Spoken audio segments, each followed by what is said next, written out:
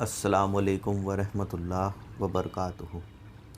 مرکز تصوف سے آج پھر ایک بار غلام آپ کے سامنے حاضر ہے۔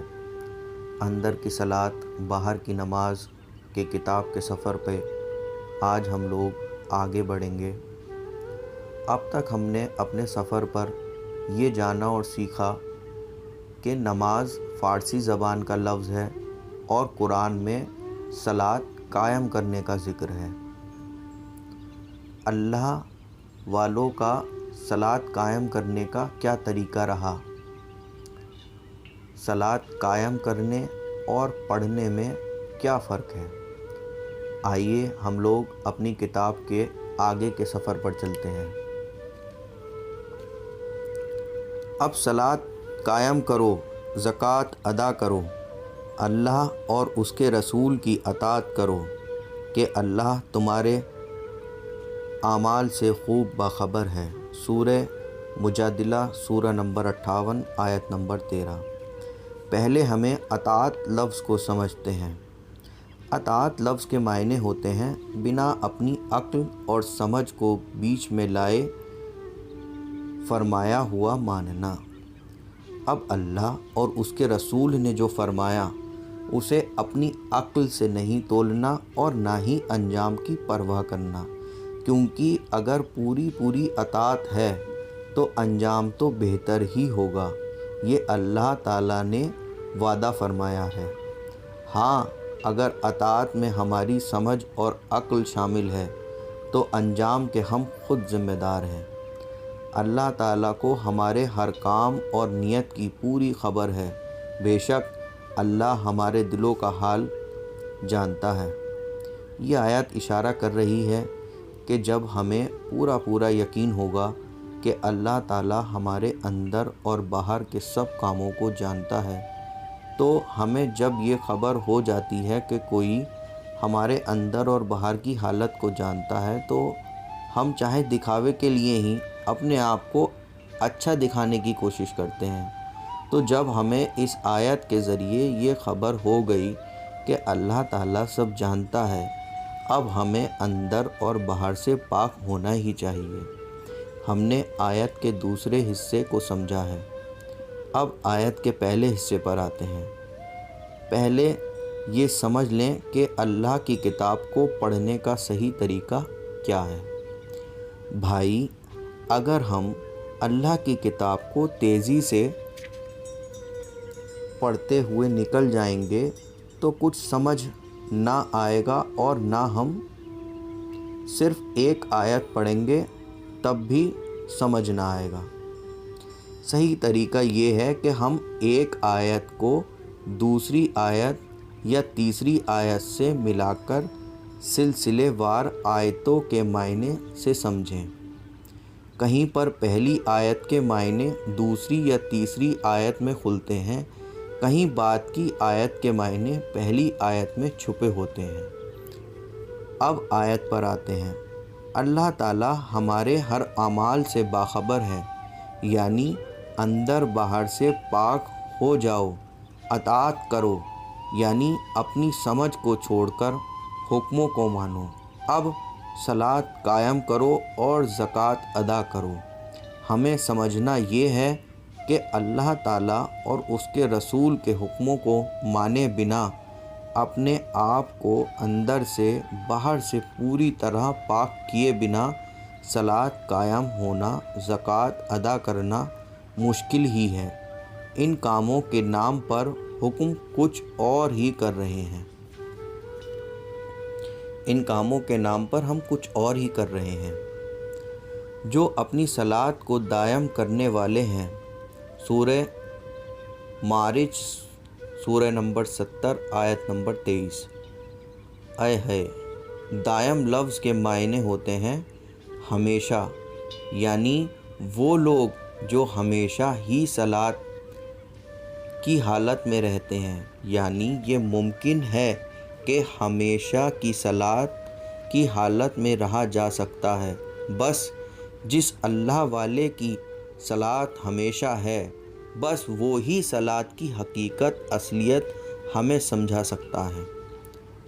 وہ تو بس ہمیشہ صلاۃ میں ہے اور صلاۃ ہمیشہ اس میں ہے۔ جس قدر ممکن ہو تلاوت کرو، صلاۃ قائم کرو، زکوٰۃ ادا کرو اور اللہ کا قرض حسنہ دو۔ پھر جو کچھ بھی اپنے لیے آگے بھیج دو گے اسے خدا کی بارگاہ میں حاضر پاؤ گے، بہتر اور بدلے کے اعتبار سے عظیم تر۔ سورہ مزمل سورہ نمبر 73 آیت نمبر 20۔ جتنا زیادہ سے زیادہ ہو سکے اللہ تعالیٰ کی کتاب کو عمل کرنے کے لیے سمجھو اور سمجھنے کے لیے پڑھو، یہ ہے تلاوت کے صحیح معنی۔ لیکن جب سے تلاوت کے معنی صرف پڑھنا، دہرانا، رٹنا ہی رہ گئے، تب ہی سے سارا معاملہ گڑبڑ ہوتا چلا گیا۔ اللہ تعالیٰ تو اپنی کتاب میں فرما رہا ہے، رک رک کر پڑھو اور فکر کرو، گونگے بہروں کی طرح نہ ہو جاؤ۔ اور ہم ہیں کہ ثواب کے لالچ میں بنا سوچے سمجھے تیز رفتار سے پڑھے جا رہے ہیں، مقصد بالکل ہی بھول گئے ہیں۔ صلاۃ قائم کرو، زکوٰۃ ادا کرو اور اللہ تعالیٰ کو اچھا اور خوبصورت قرض دو۔ حسنہ، یہ لفظ حسنہ حسن سے بنا ہے، اور حسن سے مقصد باہر کا حسن نہیں، اندر کی خوبصورتی ہے۔ قرض حسنہ کے معنی ہیں اللہ اور صرف اللہ کے لیے اندر سے خوبصورت ہو کر بنا کسی لالچ یا خواہش کے نیک کام کرنا، بس یہی آگے کے لیے بہتر ہے اور یہی آخرت میں کام آئے گا۔ بے شک پاکیزہ رہنے والا کامیاب ہو گیا جس نے اپنے رب کے نام کی تسبیح کی اور پھر صلاۃ قائم کی۔ سورہ اعلیٰ سورہ نمبر 87 آیت نمبر 15۔ پاکیزہ رہنے والا، پاکیزہ لفظ کے معنی ہوتے ہیں بے گناہ، بے جرم، طاہر بنا، نقص والا، بے عیب، عمدہ، بہترین۔ یہ آیت ہمیں بتا رہی ہے کہ اللہ تعالیٰ کی نظر میں وہی کامیاب اور مراد پا لینے والا ہے جس میں پاکیزہ ہونے کی یہ باتیں ہوں۔ تسبیح لفظ کے معنی ہوتے ہیں پاکیزہ بن کر، پہلے پاکیزہ ہو کر پھر اللہ کی یاد کرنا۔ کیا شان ہے اللہ کی کتاب کی کہ پہلے پاکیزہ ہو کر اس کے بعد ہی اللہ کی یاد کرنی ہے۔ اللہ کی کتاب ہماری ہی بہتری کے لیے ہی تو ہے، تو پہلے پاکیزہ بنو، پھر تسبیح کرو، اس کے بعد صلاۃ قائم کرو۔ یہ ہے بہترین طریقہ اس زندگی اور آخرت کے لیے۔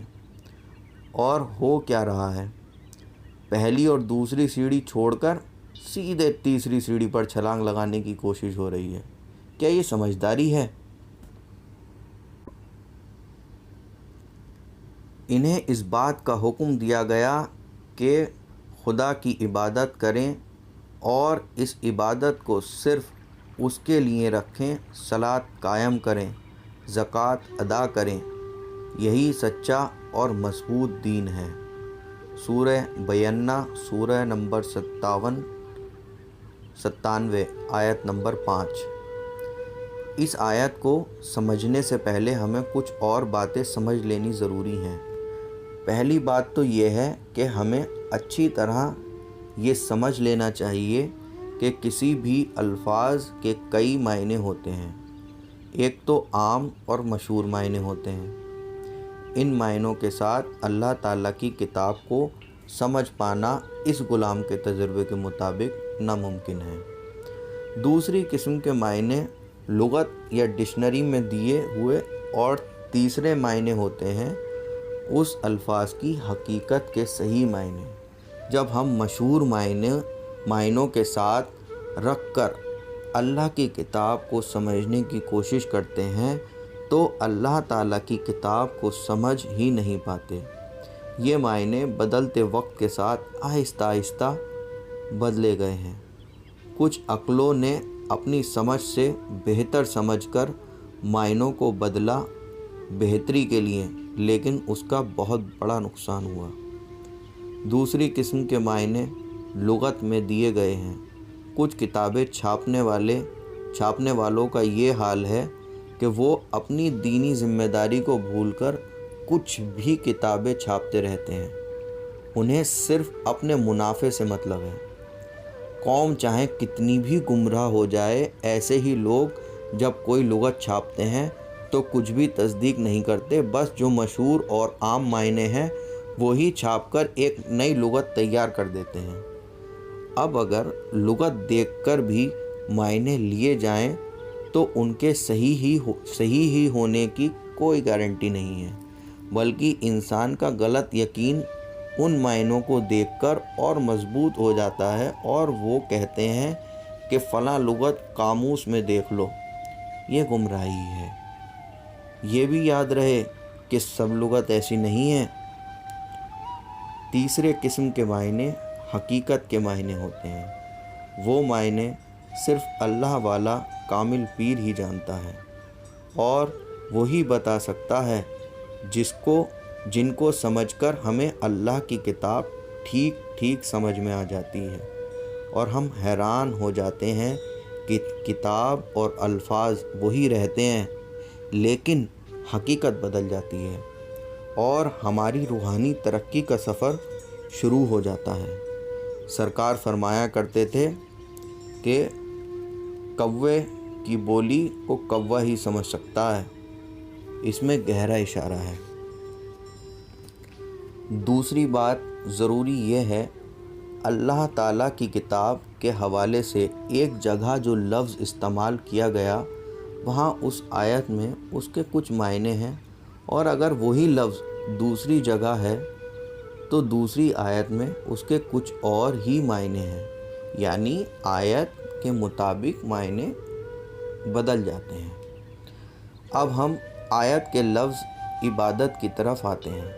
इबादत लफ्ज़ के मशहूर और आम मायने पूजा करने के हैं, जबकि हकीकत के मायने हैं अल्लाह ताला को जान लेने, पहचान लेने के लिए की गई कोशिश और ज़रिए को इबादत कहते हैं। सलात इबादत है। सरकार दो आलम ने फरमाया, सलात मोमिन की महराज है। तो इस हदीस से भी वही हकीकत के मायने साबित होते हैं जो ऊपर लिखे गए हैं। बस जो भी काम अच्छी नीयत के साथ अल्लाह ताला को पहचान लेने के लिए होगा वो इबादत है।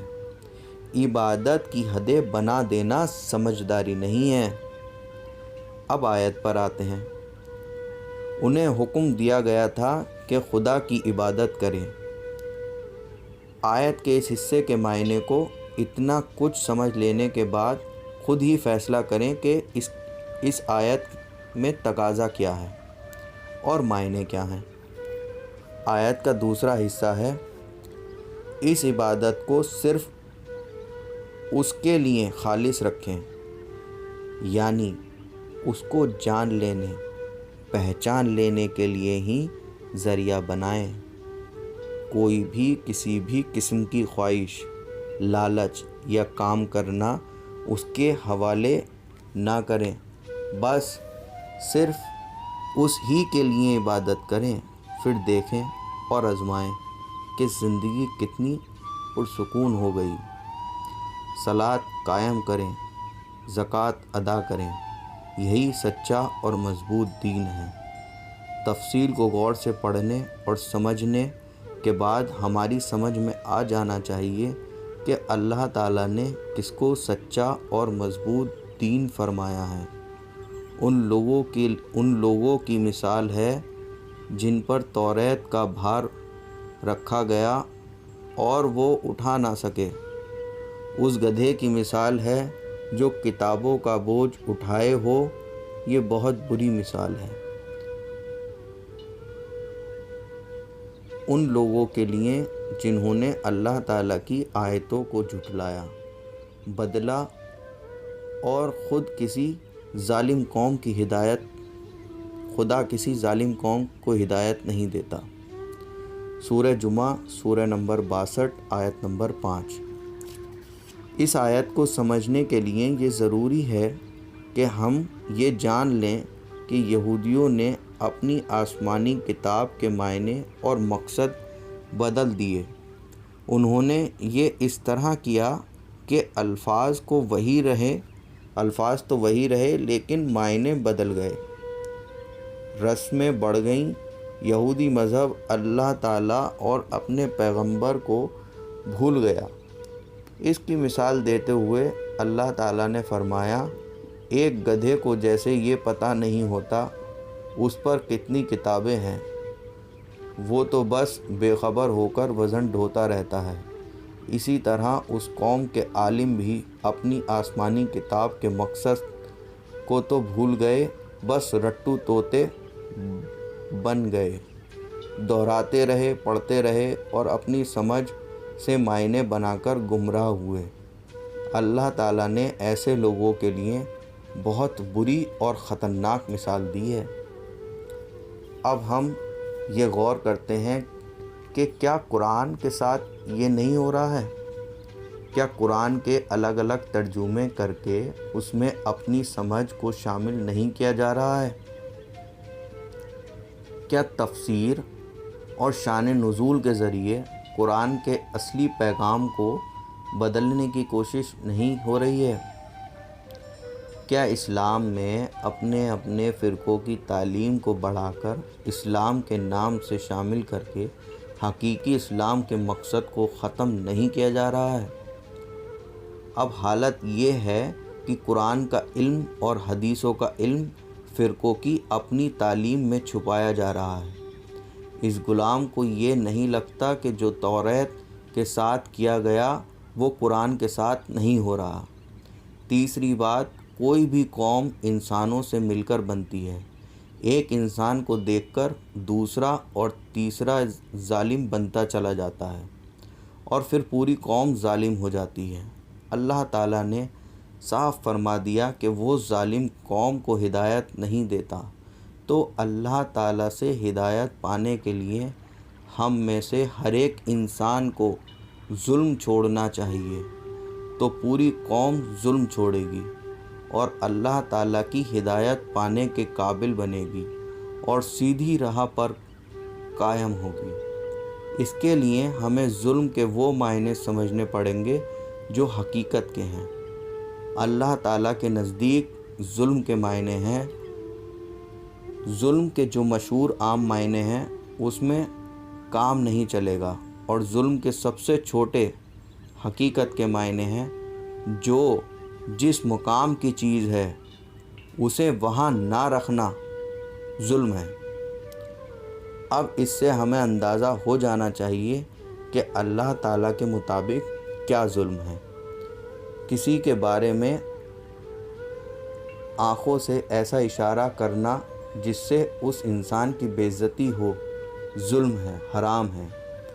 ہم نے تو ظلم اور حرام حلال کی اپنی مرضی اور سمجھ سے تعریف پریبھاشا بنا رکھی ہے۔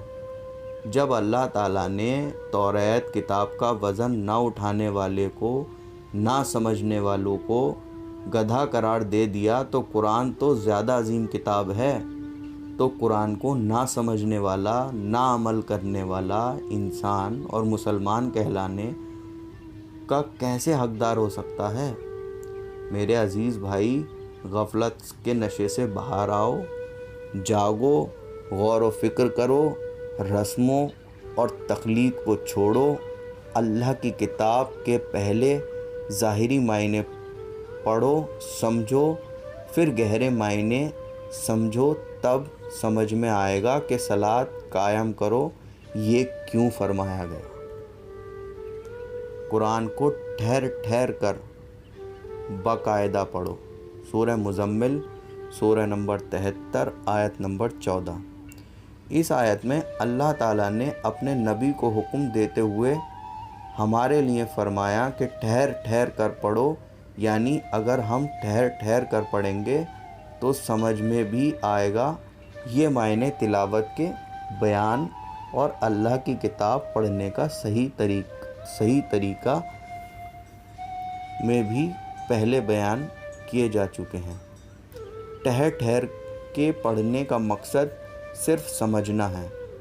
اس آیت سے ثابت ہوتا ہے کہ جو لوگ تیز رفتار سے بنا سمجھے قرآن پڑھتے ہیں وہ اس آیت کے حکم کو نہیں مان رہے بلکہ حکم کے خلاف بھی کر رہے ہیں۔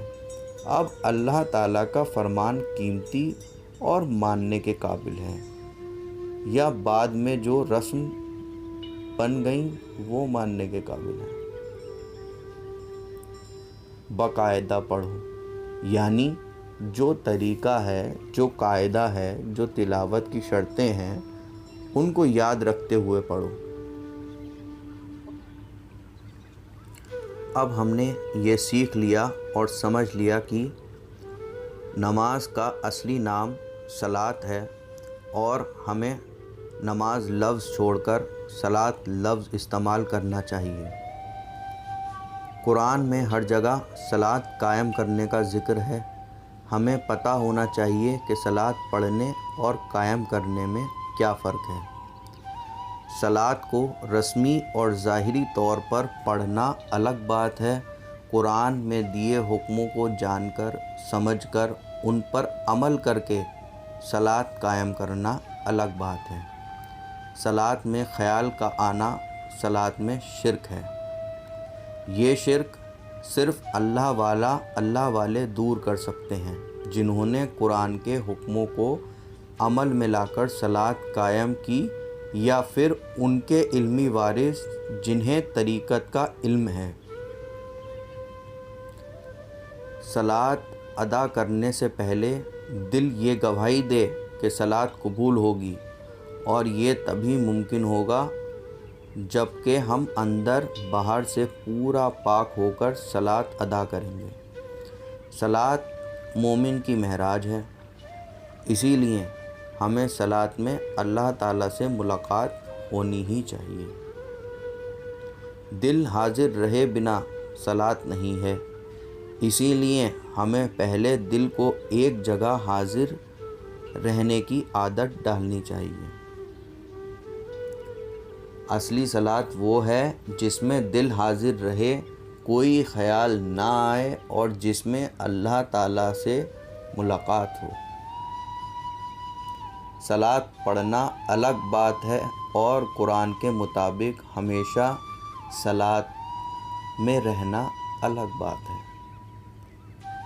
صلاۃ پڑھنا الگ بات ہے، صلاۃ قائم کرنا الگ بات ہے۔ صلاۃ کا مقصد حقیقت اور اصلیت سمجھنا الگ بات ہے۔ بس اب ہم صلاۃ کی حقیقت کو سمجھنے کی کوشش کرتے ہیں۔ دیکھو میرے بھائی، ایک ہوتا ہے وقت، دوسری ہوتی ہے جگہ، اور تیسرا ہوتا ہے تکبر۔ اب اس کا الٹا کیا ہوگا؟ وقت کا نہ ہونا، جگہ کا نہ ہونا، تکبر کا نہ ہونا۔ اسے ٹائملی نیس، اسپیس لیسنس اور ایگو لیسنس کہتے ہیں۔ بس حقیقت کی صلاۃ وہی ہے جس میں انسان کو وقت کا، جگہ کا، تکبر کا پتہ ہی نہ چلے۔ کیا یہ فرمان نہیں سنا کہ سرکار دو عالم صلاۃ میں اتنے لمبے وقت تک لگتے تھے کہ ان کے پاؤں سوج جایا کرتے تھے؟ یہ تب ہی ممکن ہے جب انسان غیب کی دنیا میں پہنچ جائے، اور وقت، جگہ اور تکبر سے نکل جانا ہی تو غیب کی دنیا میں پہنچ جانا ہے۔ غیب کی دنیا میں یہ تینوں چیزیں نہیں ہیں۔ بس اب اگر ہمیں ان تینوں چیزوں کو چھوڑ دینا یا ان سے باہر نکل جانا آتا ہے تو صلاۃ قائم ہو سکتی ہے، قبول ہو سکتی ہے۔ باقی کوئی کچھ بھی کہتا رہے، جتنی سمجھ، جتنا علم، جیسے صحبت ویسی باتیں، ویسے بڑے بڑے عالم ہیں اور بڑے بڑے سمجھدار، لیکن حقیقت سے بہت دور ہیں۔ اس غلام کو تو بس اتنا سا مقصد ہے، اس غلام کا تو بس اتنا سا مقصد ہے کہ صلاۃ کو صلاۃ کی طرح कुरान के हुक्म के मुताबिक अंदर बाहर से पाक होकर सब शर्तों को पूरा करते हुए कायम किया जाए, रस्म की तरह ना निपटाया जाए। इस गुलाम ने कुरान से, हदीसों से जो कुछ समझा आपके सामने बयान कर दिया। अब इस हकीकत बयान करने से किसी को कोई तकलीफ़ हुई हो या किसी की अपनी समझ के मुताबिक अक़ीदे को ठेस लगी हो तो ये ग़ुलाम बिना शर्त माफ़ी का तलबगार है। कुछ किताब के पसंदीदा अशार हैं। तेरे सजदे कहीं तुझे काफिर ना कर दें इकबाल, तू झुकता कहीं और है और सोचता कहीं और है। जो मैं सर बसजदा हुआ कभी तो ज़मीं से आने लगी सदा, तेरा दिल तो है सनम आशना, तुझे क्या मिलेगा नमाज में।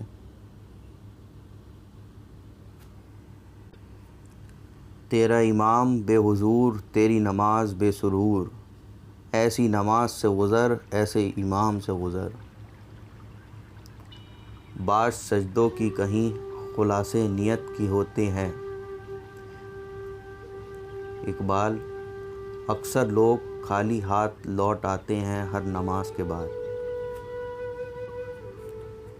सजदों के बदले जन्नत मिले ये बात मुझे मंजूर नहीं, बिना लालच इबादत करता हूँ, बंदा हूँ तेरा मजदूर नहीं।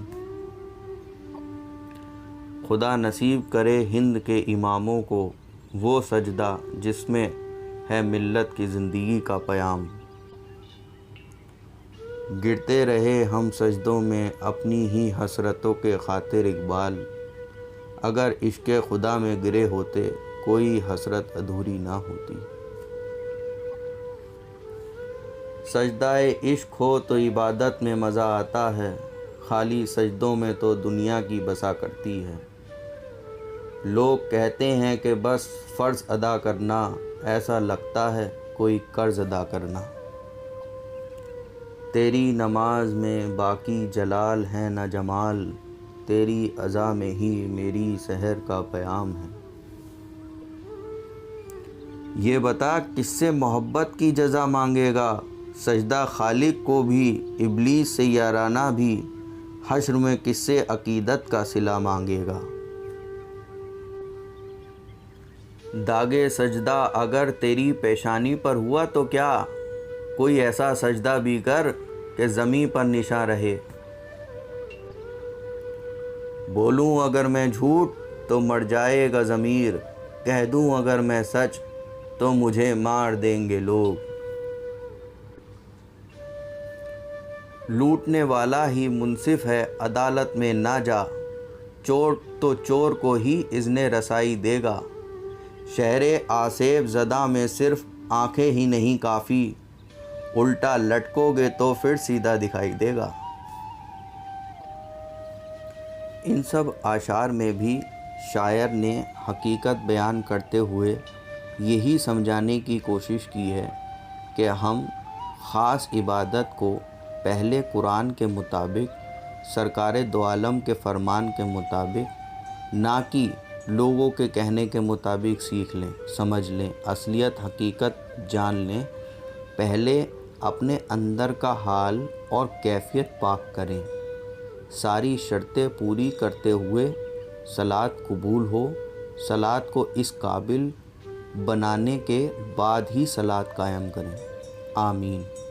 अल्लाह ही बेहतर जानने वाला है और तौफीक देने वाला है। खादिमुल फ़ुक़रा बंदाए मिस्कीन पीरो मुर्शिद सरकार सूफ़ी गयासुद्दीन शाह कादरी सुत्तारी चिश्ती। आज के लिए ये ग़ुलाम आपसे इजाज़त चाहता है। इस किताब का सफ़र अंदर की सलात बाहर की नमाज का अब हमारा पूरा हो चुका है। ये ग़ुलाम आपके पास फिर हाज़िर होगा एक नई किताब के सफ़र की शुरुआत के साथ। जब तक के लिए ग़ुलाम आपसे इजाज़त चाहता है और ये गुजारिश करता है कि आप मरकज़ तसव्वुफ़ के यूट्यूब चैनल को सब्सक्राइब करें, लाइक करें और शेयर करें।